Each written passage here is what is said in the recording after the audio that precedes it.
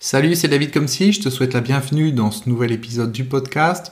Aujourd'hui, on va parler d'un sujet très important, on va parler d'amour et on va parler de relations amoureuses. Et ce que je vais te dire, c'est pas nécessairement une chose à laquelle on peut penser spontanément quand on pense aux relations, quand on pense à l'amour. Et pourtant, c'est hyper important de le comprendre parce que ça peut changer beaucoup de choses dans tes relations si tu arrives à comprendre ça, en tout cas dans tes relations amoureuses. L'idée, c'est que l'autre n'est pas là pour te rendre heureux. Et ça, c'est un petit peu le contraire du conditionnement judéo-chrétien, on va dire. On te dit, voilà, tu dois trouver ta moitié, tu dois trouver une personne qui va te rendre heureuse. Avec cette personne, tout va être magique, etc. Voilà, tu vas vivre de très bons moments et en gros, l'autre est vraiment là pour te rendre heureux. Et c'est ce qu'on cherche. On va se dire, ok, tiens, je suis dans une relation, je me sens pas suffisamment heureux, alors je vais trouver une autre relation, je change, et puis encore une autre, et encore une autre, et encore une autre. Et le problème, c'est que je vais pas dans la bonne direction, je cherche pas dans la bonne direction, parce que je crois que l'autre est là pour me rendre heureux. Et probablement que c'est le cas pour toi aujourd'hui, ou peut-être que ça l'a été dans le passé, de penser que l'autre était là pour te rendre heureux. Alors qu'est-ce qui se passe quand je pense que l'autre est là pour me rendre heureux ? Eh bien je mets sur lui la responsabilité de me rendre heureux. C'est-à-dire si je me sens pas bien, c'est de sa faute. Si les choses vont pas comme je veux, c'est de sa faute. Parce qu'il est là pour me rendre heureux. Donc, encore une fois, si je ne suis pas heureux, c'est de sa faute. Donc du coup, je mets une pression dans la relation, j'ai un niveau d'attente qui crée des tensions, qui crée des engueulades et qui fait qu'au final, on se retrouve avec des séparations parce que j'attends que l'autre me rende heureux. Et comme moi j'attends, je ne cherche pas à me rendre heureux moi-même, puisque c'est l'autre qui doit le faire. Tu comprends ? Puisque je vais me dire, ok, tiens, quand je suis célibataire, je me sens pas bien, je suis pas heureux, donc j'ai besoin de quelque chose extérieur pour me rendre heureux. Et ce quelque chose extérieur, c'est l'autre. Sous-entendu, quand moi je suis tout seul, quand je suis célibataire, je suis pas heureux. Donc j'ai besoin de l'autre, ce qui veut dire que je vais pas chercher en moi le fait d'être heureux.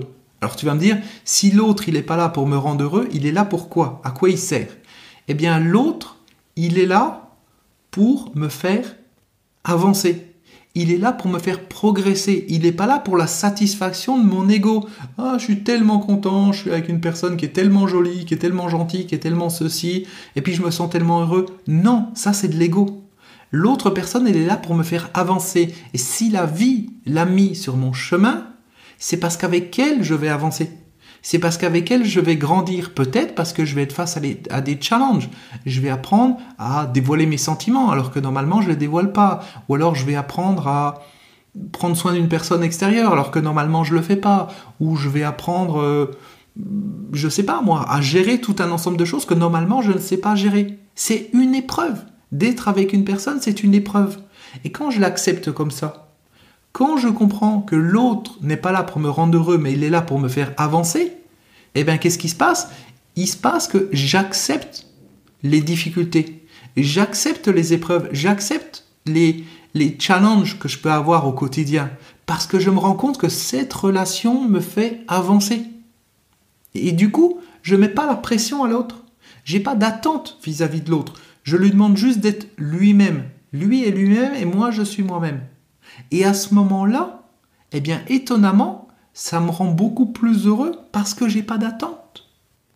J'ai juste confiance en la vie qui a mis sur mon chemin une personne dont j'ai besoin pour un certain temps ou pour plus de temps ou peut-être même pour la vie, mais dans ce contexte de me faire avancer. La vie, elle ne choisit pas la personne qui me va parfaitement pour qu'on soit heureux, qui soit exactement comme je veux, comme j'ai écrit sur ma feuille. Non, la vie va mettre peut-être sur mon chemin une personne qui va me faire souffrir ou qui va mettre le doigt sur des choses que je dois changer en moi, mettre le doigt sur des choses que je ne veux pas voir en moi.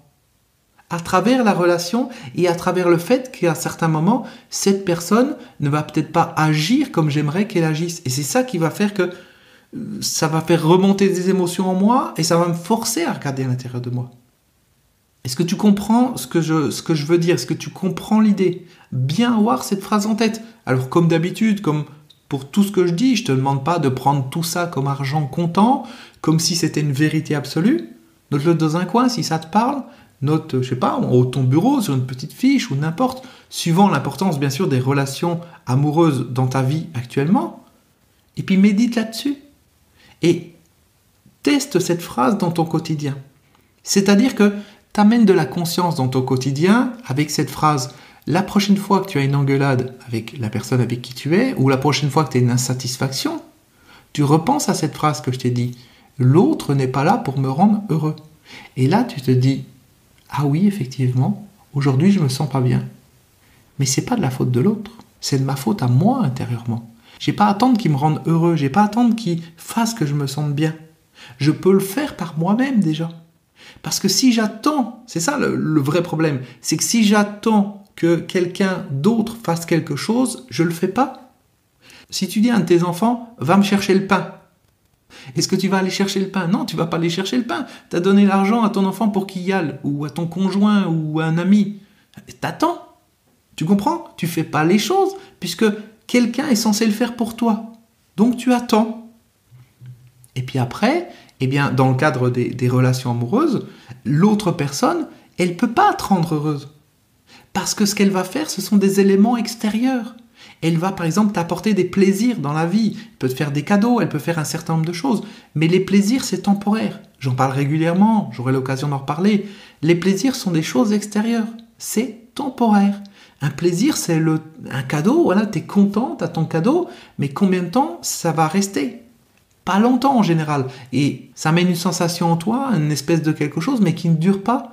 Et après, tu as un contre-coup où tu veux à nouveau avoir un nouveau plaisir, et encore et encore. C'est d'ailleurs comme ça qu'on se retrouve avec des personnes qui sont addictives aux jeux d'argent ou des choses comme ça. Parce qu'ils recherchent le plaisir tout le temps, et pas la satisfaction.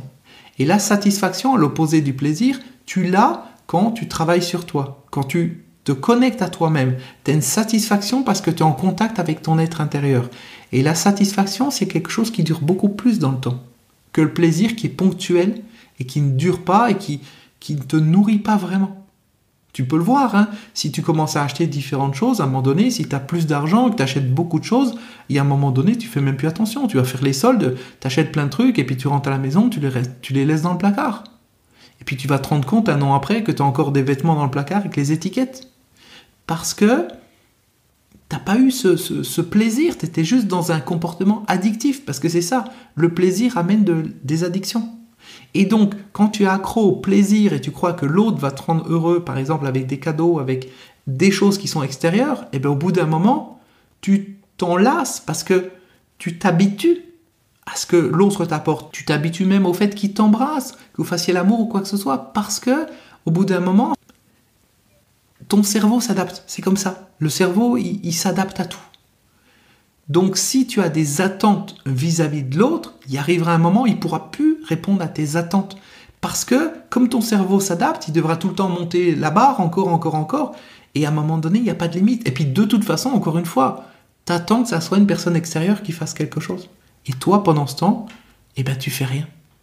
Tu fais rien parce que tu attends. Alors que si tu te dis, ben oui, j'ai bien conscience qu'aujourd'hui, je ne me sens pas bien, mais c'est moi qui ai la solution en moi. Qu'est-ce que tu vas faire? Tu vas prendre du temps pour toi, tu vas prendre un bon bain, tu vas lire un livre, tu vas cuisiner, tu vas te promener, tu vas faire du sport, enfin tu vois, te faire masser, j'en sais rien. Tu vas prendre soin de toi. Et du coup, tu vas te créer ton propre bonheur intérieur. Et comme tu as ton propre bonheur intérieur, tu n'es pas dans un niveau d'attente vis-à-vis de l'autre. Tu n'es pas en train de le vampiriser, de vouloir lui manger son énergie. Non. Tu es dans une position où tu es déjà complet intérieurement. Et tu vas rencontrer ou tu vas être avec une personne qui elle-même est déjà complète aussi.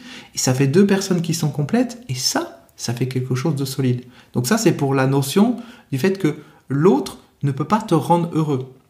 Et maintenant, il y a l'autre point, c'est la notion qu'il est là pour te faire avancer.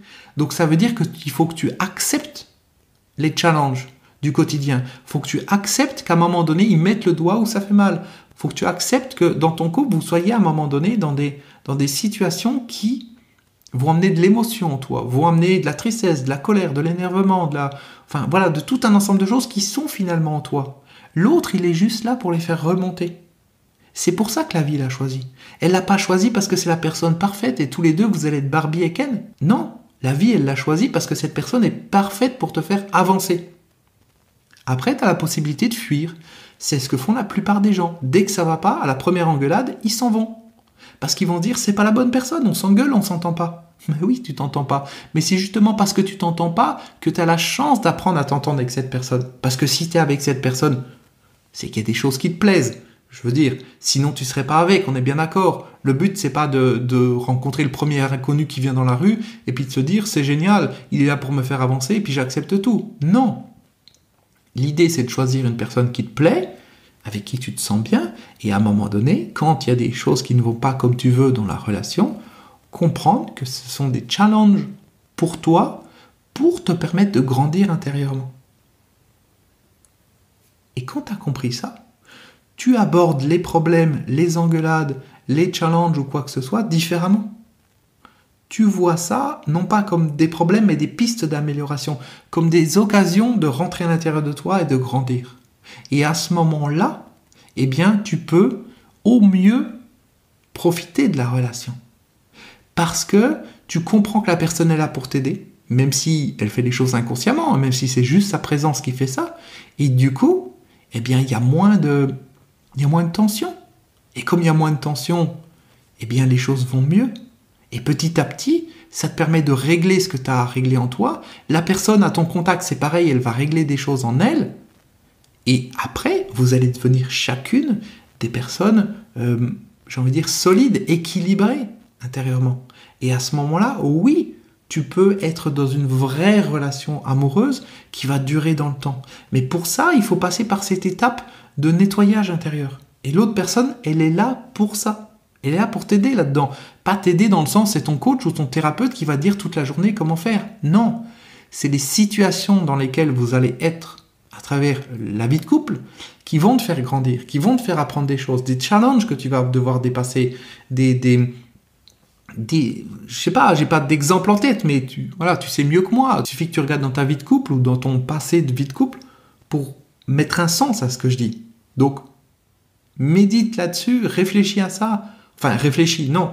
Garde-le dans un coin de ta tête. L'autre n'est pas là pour te rendre heureux. Il est là pour te faire avancer. Quand je dis réfléchis, non, c'est parce qu'en fait, c'est pas une discussion intellectuelle, là, même si je suis en train de te parler.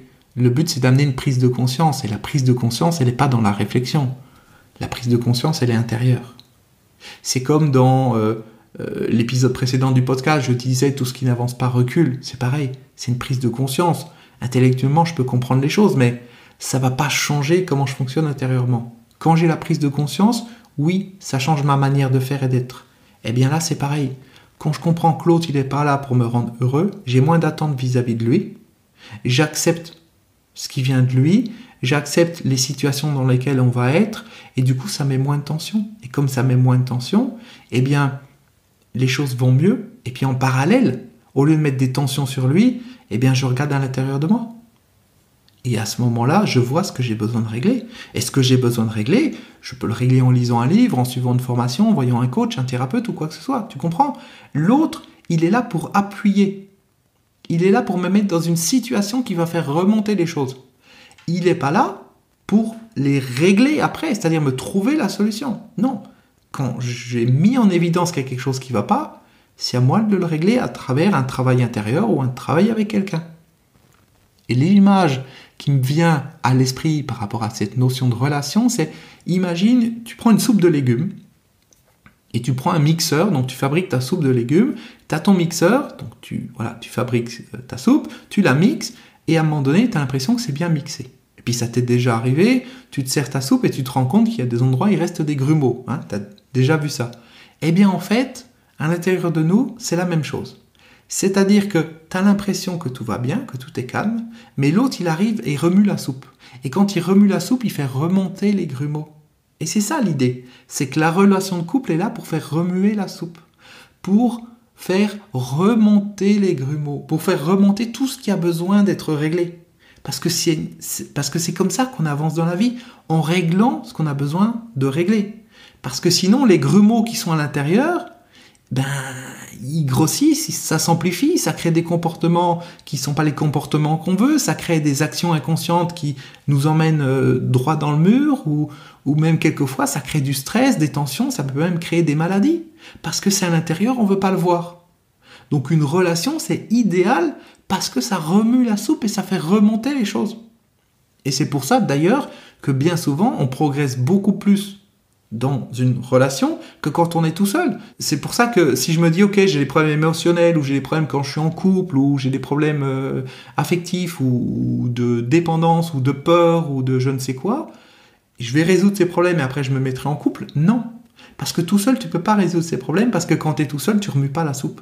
Quand tu es tout seul, les choses, elles restent au fond parce qu'il n'y a pas le contexte. C'est le contexte qui fait remuer la soupe.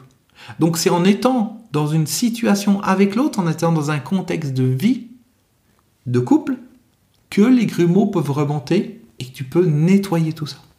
Et après, ce qui est génial, c'est que comme l'autre personne a contribué à te faire grandir, comme l'autre personne a contribué à faire remonter les choses, et que c'est grâce à la relation qu'il y a eu ça, ça renforce la relation. Ça la rend plus solide, parce qu'il y a un vécu commun. Parce que tu sais aussi que, à travers des difficultés, l'autre est resté là. Et lui sait qu'à travers les difficultés, tu es resté là. Parce que c'est super facile d'être dans une relation quand tout va bien, tout va bien. Et puis à la première engueulade, on se barre. C'est pas sécurisant pour le futur, ça. Ça t'est déjà arrivé d'avoir des amis comme ça? Moi, je me rappelle, j'en ai eu des amis.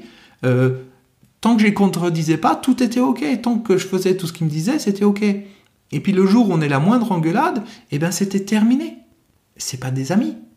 Moi, des amis, ou même une personne avec qui je suis dans une relation, c'est une personne qui me montre qu'à travers les difficultés, elle reste là. À travers vents et marées, elle reste là. Et que cette personne, je peux lui dire ce que je pense. Je peux quelquefois même ne pas avoir les comportements qui sont les plus adaptés à chaque situation, mais elle est capable de me pardonner. Elle est capable de rester là. Elle est capable de m'aider à avancer. Elle est capable de mettre de l'énergie pour construire la relation.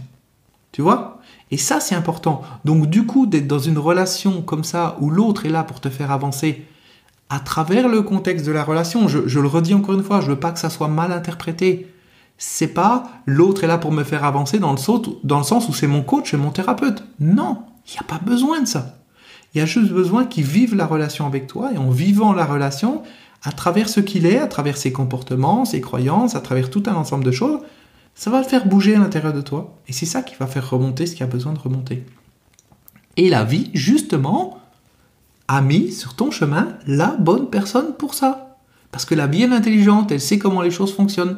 Et si tu ne crois pas que la vie est intelligente, regarde comment ton corps y fonctionne, regarde l'organisme, les cellules qui se renouvellent, le sang qui circule, l'air, etc. et tout, la digestion. Et dis-moi, la vie, elle n'est pas intelligente pour créer quelque chose comme ça. Regarde la nature, qui est capable de se renouveler, qui est capable de grandir. Regarde les forêts, regarde les océans, regarde les animaux, regarde tout. La vie est intelligente. Et cette intelligence, elle la met à ton service dans tes relations, en te mettant sur ton chemin les bonnes personnes pour t'aider à grandir, pour t'aider à t'épanouir, en remuant comme ça la soupe et en faisant remonter les grumeaux. Et c'est valable dans une relation amoureuse et c'est également valable dans une relation amicale. C'est à un moment donné, parce qu'on fréquente certaines personnes, qu'on va voir certains aspects de nous qu'on ne voulait pas voir.